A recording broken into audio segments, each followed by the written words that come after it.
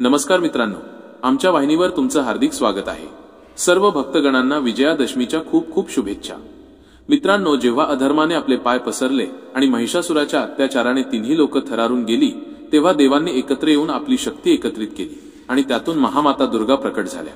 त्यांच्या डोक्यावर सोन्याचा मुकुट होता आणि त्यांच्या चेहऱ्यावर एक अदम्य तेज होतं।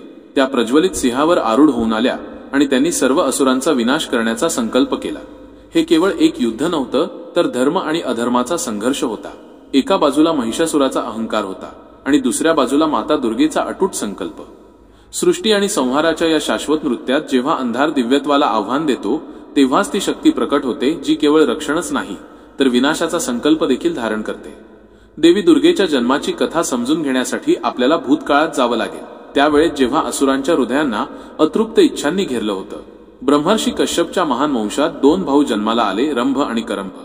त्यांची आई दानूने त्यांना मृत्यूच्या पलीकडे शक्ती मिळवण्याचा मार्ग सांगितला आणि दोघांनीही कठोर तप सुरू केलं।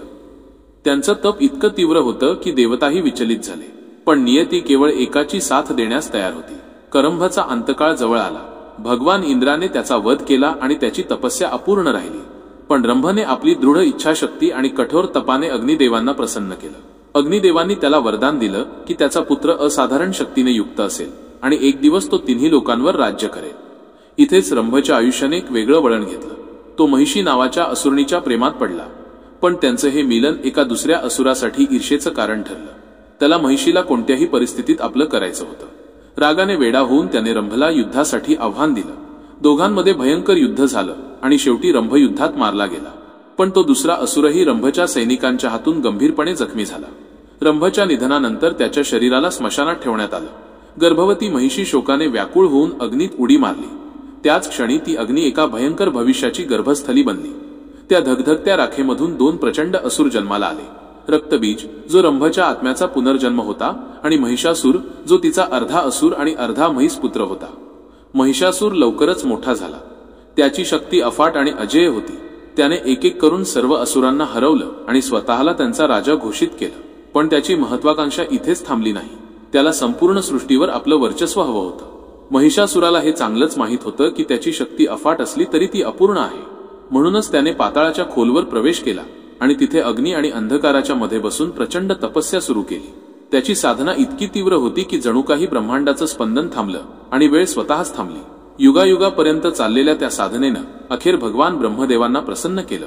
ते त्याच्या समोर प्रकट झाले आणि त्याला वरदान देण्यास तयार झाले। महिषासुराने अमरत्वाचं वरदान मागितलं, पण ब्रह्मदेव, जे स्वतः काळाच्या नियमांनी बांधलेले होते, ते हे वरदान देऊ शकले नाहीत। तेव्हा महिषासुराच्या डोळ्यात धूर्तपणाची चमक आली। तो म्हणाला, तुम्ही मला असं वरदान द्या की ना कोणताही पुरुष, ना कोणताही देव, अगदी ब्रह्मदेव, विष्णू किंवा महेश्वरही माझा वध करू शकणार नाही। जर मृत्यू आलाच तर तो केवळ एका स्त्रीच्या हातून यावा। तो स्त्रीला नेहमीच दुर्बळ, असहाय आणि तुच्छ मानत होता। ब्रह्मदेवाने हे वरदान दिलं, पण त्यासोबतच एक गंभीर इशाराही दिला। हे महिषासुरा, तुला कोणताही पुरुष किंवा देव मारू शकणार नाही, पण लक्षात ठेव, नशिबाचा आपला मार्ग असतो। तुझा अंत एका स्त्रीच्या हातूनच होईल। ब्रह्मदेव अदृश्य होताच महिषासुराने गर्वाने आकाशाकडे पाहिलं आणि त्याच्या भीषण गर्जनेने तिन्ही लोक थरारली। ती गर्जना केवळ त्याच्या विजयाची घोषणा नव्हती, तर धर्म आणि अधर्माच्या महान संघर्षाची सुरुवात होती। आता महिषासूर आपल्या विशाल सेनेसह पृथ्वीवर उतरला। त्याच्या निर्दयी वादळात राज्ये एकामागून एक ढासळू लागली। कोणताही मानव त्याच्या शक्तीसमोर टिकू शकला नाही। त्याचा लोभ आणि अहंकार आता अमरावतीकडे वळला, भगवान इंद्राच्या पवित्र निवासस्थानाकडे। देवता आणि असुरांमध्ये 100 वर्षांपर्यंत भीषण युद्ध सुरू राहिलं, पण परिणाम तोच राहिला, विनाश, निराशा आणि पराजय।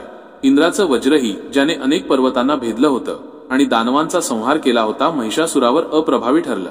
तो प्रहार त्याच्यावर असा आदळत होता जसा पावसाचे थेंब कठीण दगडावर पडून वाहून जातात। एकामागून एक देव त्याच्या प्रचंड आघाताने हरू लागले। अमरावती त्यांच्या हातून गेली। स्वर्ग नाहीसा झाला। त्यांची मंदिरं, त्यांची आसनं आणि त्यांचं गौरव, सर्व काही नष्ट झालं होतं। देव आता निराश्रित होऊन पृथ्वीवर भटकू लागले। अखेर निराशेने व्याकुळ होऊन ते ब्रह्मदेवांकडे गेले। ब्रह्मदेव त्यांना घेऊन भगवान विष्णू आणि भगवान शिवाजवळ गेले। देवांनी आपलं दुःख मांडलं। हे देवाधिदेव, आमची शक्ती, आमचा स्वर्ग, सर्व काही आमच्याकडून हिरावून घेतलं गेलं आहे। अमरावती आता आमची राहिली नाही। आमचं रक्षण करा। पण त्रिमूर्तींना माहित होतं की ब्रह्मदेवांनी दिलेलं वरदान मोडणं शक्य नाही। महिषासुराला ना कोणताही पुरुष मारू शकणार होता, ना देव, ना स्वतः ते। त्याचा अंत केवळ एका स्त्रीच्या हातून लिहिला होता। इंद्र व्याकुळ होऊन ओरडले, अशी स्त्री कुठे आहे? असं कोणतंही अस्तित्व नाही जे या दानवाचा संहार करू शकेल. भगवान विष्णू हळूच हसले. त्यांच्या छातीतून एक दिव्य आणि प्रचंड प्रकाश किरण बाहेर पडलं, ज्याने संपूर्ण आकाश उजळून टाकलं. त्याच क्षणी ब्रह्मदेव आणि महादेव शिवानेही आपल्या दिव्य शक्ती प्रकट केल्या. तिघांचं तेज आकाशात विलीन होऊन जणू अग्नीच्या ज्वालांचा महासागर बनला. हा दिव्य संकेत समजून इतर देवांनीही आपलं तेज त्यात समर्पित केलं. इंद्रापासून अग्निदेवापर्यंत, यमराजापासून वरुणापर्यंत सर्वांचे तेजस्वी अंश एका बिंदूत एकत्रित होऊ लागले. एका क्षणात आकाशात एक प्रचंड तारा जन्माला आला आणि त्यातून आदिशक्ती महादेवी माता दुर्गा प्रकट झाल्या. त्यांचं स्वरूप अद्वितीय आणि अकल्पनीय होतं. प्रत्येक देवाच्या आत्म्यापासून बनलेलं, प्रत्येक शक्तीने पावन झालेलं. यमदेवाच्या तेजाने त्यांचे केस चमकू लागले. वरुणाच्या तेजाने त्यांच्या मांड्या आणि पोटऱ्या मजबूत झाल्या. भूदेवीच्या तेजाने त्यांची कंबर आणि कमरेखालचा भाग तयार झाला. ब्रह्मदेवाच्या तेजाने त्यांचे पवित्र चरण बनले. सूर्याच्या तेजाने त्यांच्या पायाची बोटं प्रज्वलित झाली. वसूंच्या तेजाने त्यांची बोटं जिवंत झाली. कुबेराच्या तेजाने त्यांचं नाक चमकलं. वायूच्या श्वासाने त्यांचे कान तयार झाले. संध्याकाळच्या देवतांच्या तेजाने त्यांच्या मोहक भुवया सजल्या. विष्णूच्या तेजाने त्यांना 10 प्रचंड भुजा मिळाल्या. आणि शेवटी शिवाला प्रचंड तेजाने त्यांचं दिव्य मुख जन्माला आला. असं मुख ज्यात करुणाही होती आणि संहाराचा दृढ संकल्पही होता.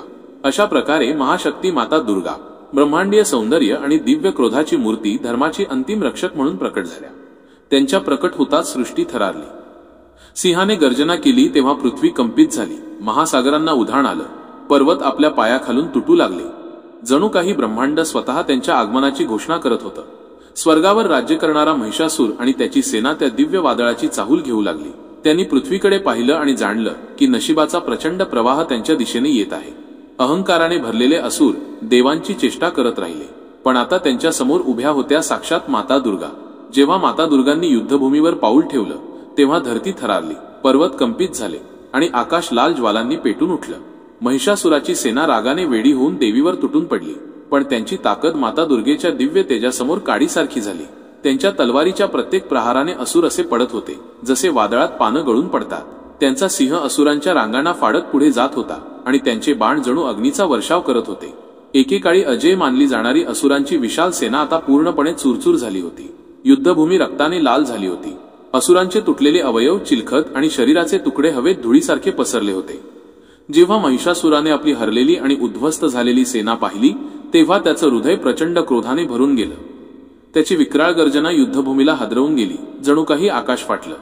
रागाने वेडा झालेल्या महिषासुराने आपलं भीषणतम रूप धारण केलं, एका विशाल असुराकार म्हशीचं. त्याची मोठी शिंग जेव्हा दुर्गेच्या सैनिकांवर पडली तेव्हा रांगा कोसळल्या. त्याच क्षणी माता दुर्गेचा सिंह पुढे सरसावला आणि महिषासुराशी समोरासमोर भिडला. जेव्हा सिंहाचे दात आणि महिषासुराची शिंग आदळली तेव्हा आकाश कंपित झालं. स्वर्गाची पायाभरणी हादरली. जणू काही सृष्टी स्वतः या महायुद्धाची साक्षीदार झाली होती. पुढच्याच क्षणी महिषासुराने आपलं रूप बदललं. यावेळी तो एक प्रचंड सिंह बनून माता दुर्गेवर तुटून पडला, पण एकाच वारात देवीनं त्याला जमिनीवर आपटलं आणि त्याचं मस्तक धडापासून वेगळं केलं. पण तो मृत्यूपासून वाचला आणि पुन्हा मानव रूप धारण करून देवीसमोर उभा राहिला. त्याच्या डोळ्यांमध्ये अजूनही क्रोध आणि अहंकाराची ज्वाला धगधगत होती. पुन्हा त्याने एक नवीन रूप धारण केलं, एका विशाल हत्तीचं. त्याच्या गर्जनेने पर्वत हादरले आणि त्याने आपल्या दातांनी माता दुर्गेच्या सिंहावर प्रहार केला. पण मातेची ज्वलंत तलवार गर्जना केली आणि एकाच वारात त्या विक्राळ हत्तीचे दात धुळीत मिळाले. एका अंतिम प्रयत्नात महिषासूर आपल्या मूळ रूपात परत आला. तो पर्वतांकडे पळाला आणि अंधाऱ्या छायेत लपून माता दुर्गेवर विशाल दगडांचा वर्षाव करू लागला. पण देवीने कुबेराचं दिव्य अमृत प्यायलं आणि त्यांच्यामध्ये अनंत शक्तीचा प्रवाह उसळला. त्यांनी त्या दगडांना आकाशातच चुरचूर करून टाकलं. एका क्षणात माता दुर्गा पुढे सरसावल्या. त्यांचा सिंह प्रचंड गर्जना केला आणि पर्वतमधून 2 भागांमध्ये विभागला गेला. माता दुर्गांनी प्रचंड बळाने प्रहार केला आणि महिषासूर आकाशातून पडत भयानक गर्जनेसह जमिनीवर आपटला गेला.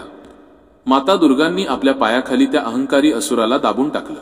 पुढच्याच क्षणी त्यांचं दिव्य त्रिशूल आकाशीय गर्जनेसह महिषासुराच्या हृदयात शिरलं आणि मग त्यांच्या ज्वलंत तलवारीनं त्याचं मस्तक धडापासून वेगळं केलं. महिषासुराची अंतिम किंकाळी त्याच्या अहंकाराची अंतिम श्वास बनली. स्वर्गातून देव अवतरले. त्यांची शरीरं दिव्य प्रकाशाने उजळलेली होती आणि त्यांनी श्रद्धेने जगजननी माता दुर्गेच्या चरणांवर नतमस्तक झाले. त्या पवित्र क्षणी संपूर्ण ब्रह्मांड त्यांच्या भजनांच्या प्रतिध्वनीने थरारलं. अगदी सृष्टीकर्ता ब्रह्मदेव, पालनहार विष्णू आणि संहारक शिव यांनाही त्यांच्या या रहस्याची आणि शक्तीची पूर्णता कळून आली नाही. धर्मियांसाठी ती माता लक्ष्मी आहे, समृद्धी आणि कृपेची दात्री. दुष्टांसाठी ती माता काली आहे, विनाश आणि निराशेची मूर्ती. आणि अशा प्रकारे स्वर्ग पुन्हा स्थापित झाला. तिन्ही लोकांमध्ये संतुलन परत आलं आणि माता दुर्गेचं नाव सनातन काळाच्या प्रवाहात अमर झालं. महिषासुरावर देवीचा हा विजय केवळ एका असुराचा अंत नव्हता, तर वाईटावर चांगल्याचा, अहंकारावर नम्रतेचा आणि अधर्मावर धर्माचा विजय होता. म्हणूनच हा दिवस आपण विजयादशमी म्हणून साजरा करतो. चला तर मग या शुभदिनी आपणही आपल्यातील वाईट विचारांवर विजय मिळवूया आणि चांगुलपणाचा स्वीकार करूया. ही कथा तुम्हाला कशी वाटली आम्हाला कमेंट्समध्ये नक्की सांगा. आमच्या चॅनलला सबस्क्राईब करायला विसरू नका. धन्यवाद आणि जय माता दी.